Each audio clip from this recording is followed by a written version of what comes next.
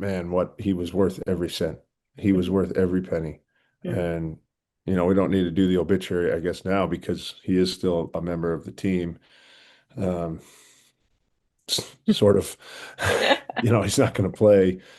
And it affords him an opportunity, and I think they've given him that. Welcome back to Up in the Blue Seats, your favorite Rangers podcast from the New York Post. It's Mollie Walker and former Ranger Brian Boyle, as always. And we are into week two of the Rangers retooling initiative. And the first domino fell on Wednesday when Carson Soucy was traded to Long Island in exchange for a third round pick. Very interesting to see the Rangers and Islanders do a little bit of business together. It's only the fourth time in the entire history of the rivalry. Yeah, and really, like when the Islanders were in their infancy, there was two trades, and there was one hmm with Glenn Sather and Garth Snow, I believe, in 2010. hmm Um, and I don't know if any NHLers materialized out of that. But Mm-mm. look, I liked Carson Soucy. He is what he was. I think it's a pickup for the Islanders that gives them some depth. And you got him for a third rounder last year. You moved him for a third rounder. Um, by all accounts, and from what I saw in practice and just being around the little bit that I've been around, he's a good pro, well liked, and the fact that he just had a kid, his third, and Yeah. was moved close by is not insignificant to me, right? Mm-mm. So the fact that it's a deal with the Islanders to sort of facilitate that, maybe you get a second rounder from someone else, and you don't want to move the kid, Across 1,500 the miles. country. Yeah. Um, that's good for business. Yeah. And that's, they are where they are right now. It's good for business. Yeah. No, I definitely think there was a bit of a human element to this deal. Just the Soucy's welcoming their third daughter, Sutton.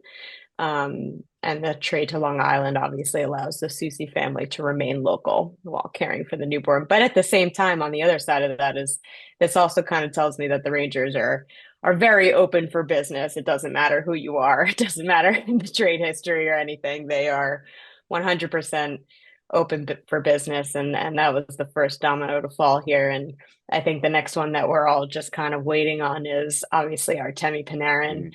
Mm. Um, they obviously started the process on what very well could be their next trade. Um, and that is by holding Artemi out of the lineup Wednesday night, and they are not expected to play him again until, he's traded. So at least before the Olympic break, Yeah. which begins after their last game on February 5th. And, if this is, I'm sure once the trade is actually completed, we'll have plenty of time to dive into Artemi Panarin's tenure as a Ranger and how great it was and where he ranks all time for the Rangers organization. But it's a tough day for the. I feel like it went so fast. I feel like even though he was here for as long as he was, it didn't feel like that much time when you have that star power in your lineup like that every night. You almost take it for granted. Yeah, I mean, he signs a 7-year deal. It's a big deal. I remember, I'm still going, I'm still playing. So I'm paying close attention to things that are going on around the league and always with the Rangers because I remember just anytime I was a free agent, I'd call my agent asking if there's a chance I can get back. So, when you sign a guy to that, it eats up a bunch of cap space. And even having said that, man, what he was worth every cent. He was Mhm. worth every penny. Mhm. And, we don't need to do the obituary, I guess, now because he is still a member of the team. Um, sort of, he's not going to play. And it affords him an opportunity, and I think they've given him that and his agent the opportunity to try to negotiate outside it, and then I don't know if it's a sign and trade or a trade and Mhm. sign or whatever you want to do, but he was the 2018 letter was put out, and that fast tracked everything because of one guy, and it was number Hmm. 10. Hmm. And look,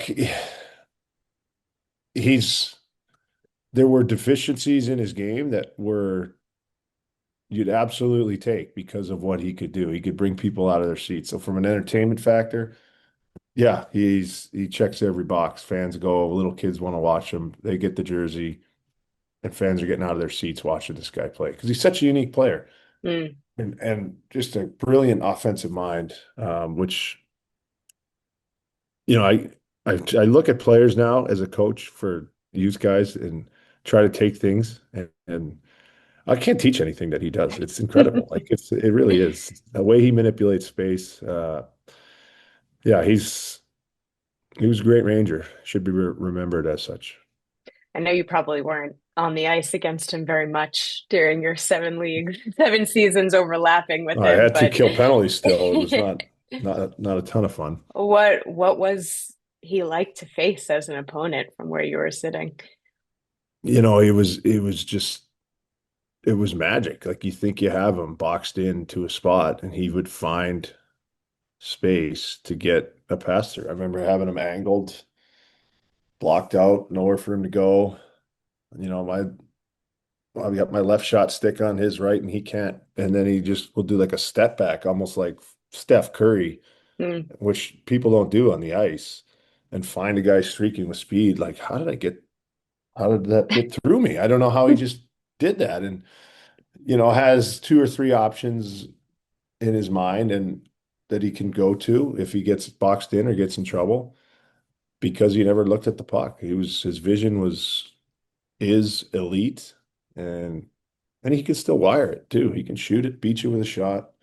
Um, I was in a hotel room in Pittsburgh. I probably told the story for the game 7, waiting to have a knee scope because it hurt my knee in Oh. yeah, game 6, I believe. And Mm. he, yeah, he scores that goal in game 7 in overtime. Um, it's a big moment. So it's one Mm. of his biggest as a Ranger. Not fun to play against. Couldn't grab him, couldn't touch him. Yeah, I can only imagine. And it feels like he's been linked to just about every team, it seems. I mean, I've seen and heard so many different teams that are interested, obviously. Sharks, Panthers, Ducks, Capitals, Kings, Stars, Red Wings, Golden Knights. But there does appear to be a desire to have an extension in place. But the ball is in Artemi's court, and he is likely weighing his options right now. But I'm curious. Obviously, the answer is different for you. But if you were in his position, you never won a Stanley Cup. You're 34. Are you prioritizing stability of an extension or going to a contender? So for me, it's I would go to a contender, but again, it's me and I'm not Artemi because like look what he did with the Rangers in 2018. Hmm. Like they went to 2 conference finals and they were supposed to be, a full-on teardown. And he just fast-tracked that. He has the ability to turn teams into relevancy if they're not. So, where he's linked to right now, you'd have to imagine, and the Sharks is an interesting one because it looks like they're Yeah, going to make the playoffs. And then you add him, and it's pretty interesting how far and how many more points you can get as a team just with him. That's just what he's done. But he probably thinks I can go and make any of these teams contenders. And there might be teams that are on the bubble this year and think, if we just had him all year, we'd be in a hmm. way different space. I think, looking at top power play units, you're going to go to one where their top unit. It's been like that for a couple of years, and you're going to be on the second unit. I don't think Artemi's going there. I think Yeah. he wants the ball. He Hmm. wants it. Give me the rock. And so that's what I think he's looking at. Put it in my hands.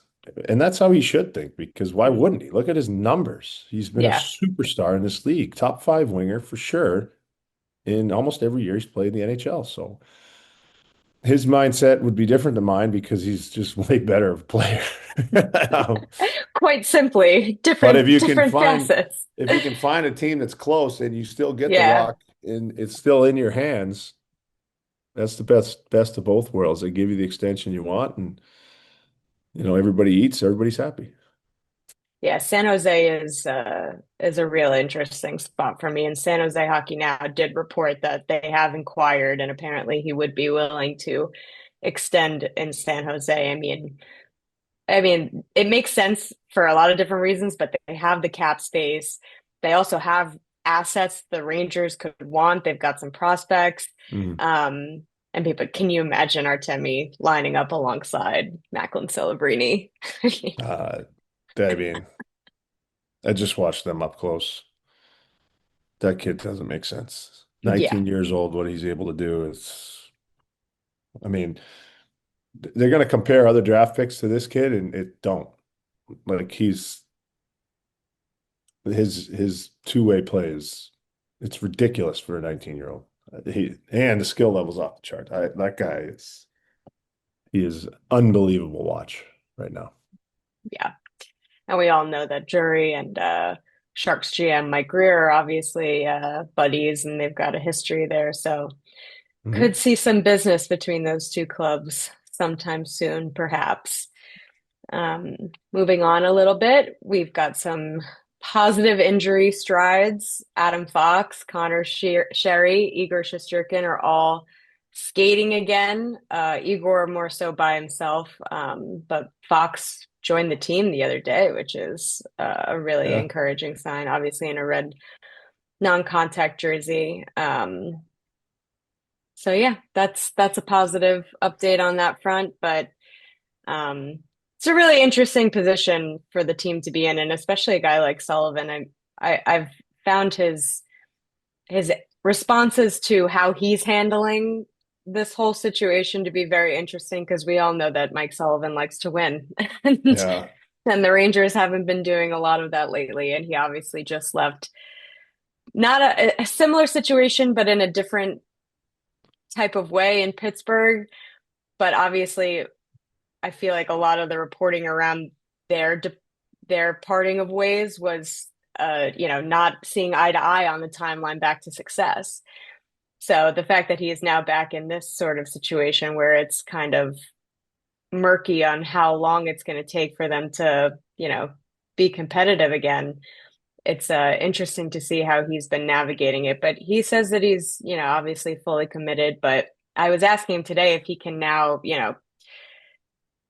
do some things that maybe he wouldn't have done if they were still in the playoff hunt, like with ice time with young guys and giving younger guys, more of looks and things like that. So, he's just trying to navigate it the best way that he can, I think. Yeah, this is not I mean, it's a nightmare. Yeah. Quite literally Yeah. horrible. Yeah. Didn't really see this. I didn't even see it when they weren't scoring goals early in the year but playing good hockey. You'd think it would just find a way to figure itself out. And then you get some injuries to key guys, and then, they haven't been healthy all year. It's not any sort of excuse. It's just, it is what it is. And then, you realize how important Adam Fox is to the team, and it's not just the power play. The power play actually looked pretty good um, against the Islanders last night, but just in the efficiency of breaking out and what he's able to do. He does it in a different way, but he was good this year. I mean, you've seen Mika having himself a year now. He's played well all year, wasn't able to score early, but now he's filling up the net. Yeah, yeah, it's such a hard league, but you walk in, it's the New York Rangers, and you have the opportunity to be the head coach. You take it. And a lot comes with that in terms of pressure and people wanting, you have to be part of the solution, and he is. Now, I don't know which way he goes in terms of playing younger guys that might have more of a future. I think it's still a meritocracy. I think in the game last night, it wasn't perfect by any means. He had to move the third line around because Artemi wasn't in, so Will Cooley moves up. But the Laba line with now Radish on it and Othman, they got rewarded. They scored the second goal to make it 4-2 just from a hard work and blue collar shift. And then, there was Sullivan put out another line, and then right after that, it's back to the Laba line. Mm. That's that's sort of the direction I would go as well because they just earned that. I'm going to play the guys that earn it. And that's how the league is. It's you got to play the guys that are going. So get going. And if you're a younger player who might not have had the opportunities you think you should have had, here's your chance to Yeah, have a great first shift and then a second shift and see if you can stack those things and he'll start playing you. A lot of opportunity. So it could be excitement for young players and yeah. excitement for fans who want to see some young blood get moving and have success. And it just makes everybody better. I think it could be a good thing, at least if this is the situation they're going to be in, that Mike Sullivan gets to really work with these younger guys and mold them, so to say, to the system that he wants them to play, to the, style of play that he wants them to play. Because, I mean, as we've seen, obviously it's pretty out there that they don't want to move on from JT Miller, obviously, because why would they? How are they going to trade another captain? Like at I this don't. point it gets down to optics, like truly. So like it's true. So you see the commitment that they made to JT and to Mike Sullivan. I just feel like the organization is done with, all the movement that they've had in that department, especially on the coaching staff. So I think that it could be really beneficial to see what Mike Sullivan can do, getting his hands on this team now, which is going to kind of be bones of itself, so to say, in a few weeks, depending Yeah. on who actually goes out. That he can work, molding them to his standards and just kind of, talking about that foundation that he was brought in to lay. It kind of makes it easier when you're already going back to our house metaphor, which a lot of people liked. You're already, messing up the foundation, so you just get to rebuild it. Yeah. Yeah. And look, JT has not been healthy. No, of course No, not. he has been, We've talked about that. yeah, and he's been battling, and he is wearing it too. I Yeah. mean, he puts a tremendous amount of pressure on himself, and he is leading the way that he knows how to lead. He's a no BS guy. He'll look you right in the eye and tell you exactly what he's thinking, and Mm. I love that. Like I love that about him. Uh, he expects more out of himself, even if he is banged up, and he's trying to do that. It's a lot of pressure, and I think it's reps too, right? It's not just you're not gonna be Mark Messier when you walk in and they slap a C on you right away. He's working at it, and you go through these things. It shows you kind of what kind of character you have, and you improve from there. Now, points wise, is there no playoffs? Is there no, well, probably not. I mean, they're Yeah, they're so really far out of down in it. a hole. What can you get out of this? And it's an experience that can make you better if you handle it correctly and continue to push forward without any negotiation. You cannot let any sort of the culture slip. You continue to try to build that culture. You're going to have a lot of young eyes in that room looking at you. If Mm. you're Mika, if you're Troach, if you're JT, Foxy, all these guys that are looked at, they're going to have these young eyes on them, and that's what these kids' early experience in the NHL are going to be. So that's their responsibility, not only to perform on the ice, but to show the way that real pros do it. And I think we've already seen it from Sullivan and how he is kind of taken advantage of it and use Perot top line, power play minutes, and they called Brett Berard up today. Mhm. He's probably going to go back in the lineup.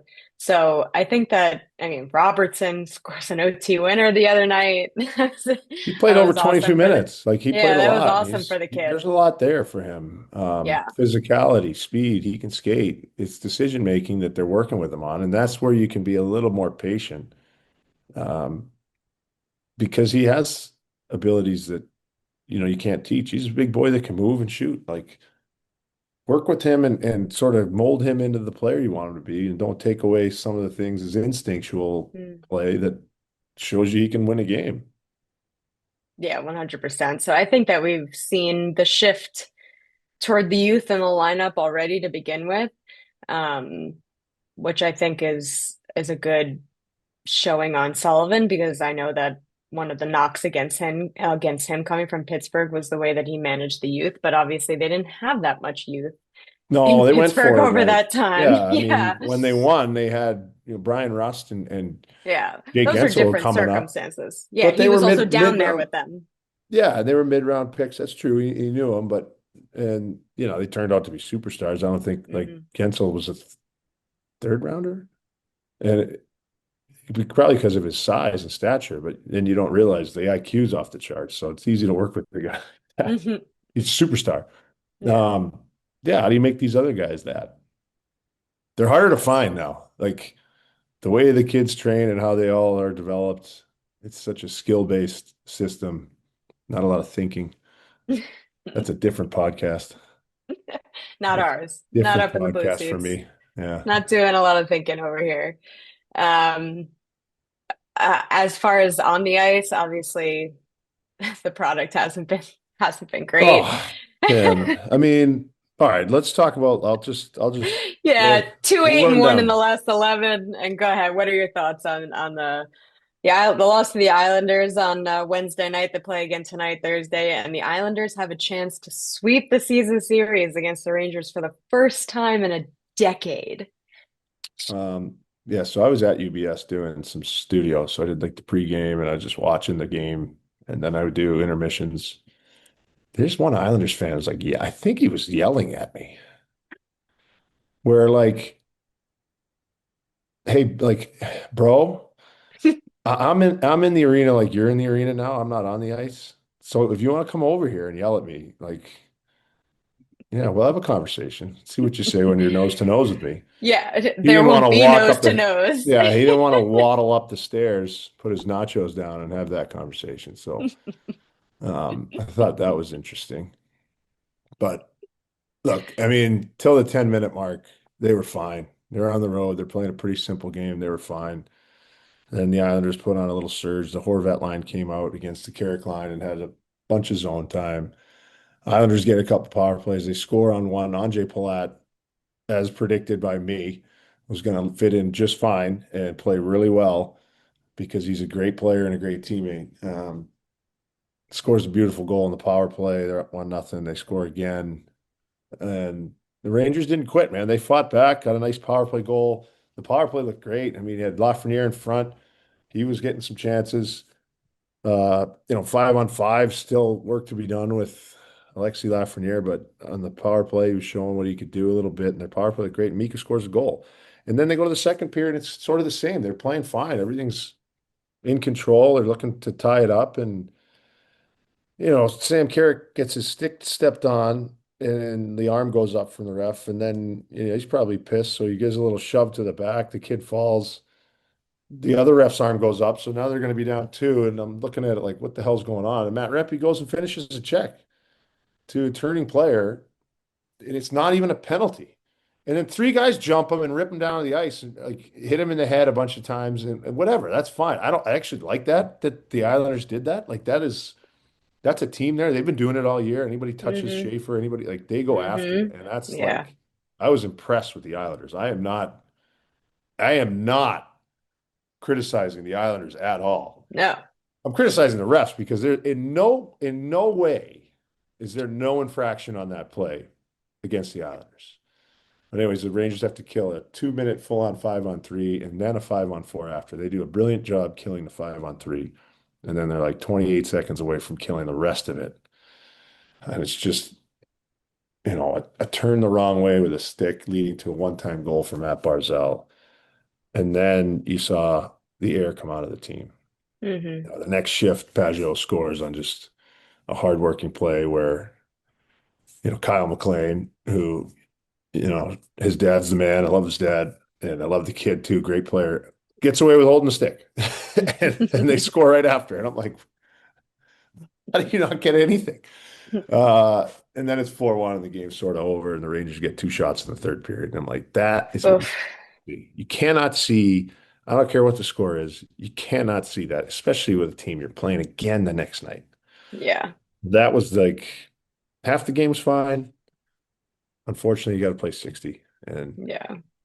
leaving there was just a little disappointing.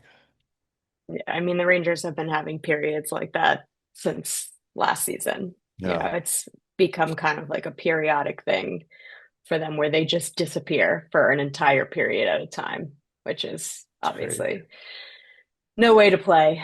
But alrighty, that seems like a good place for us to cut it. Comment down below. What did you think about the Carson Soucy trade? Able to recoup that third rounder. Let us know where you think Artemi Panarin is destined to land. What do you think the return is going to look like? And we'll chat again next week. Thanks.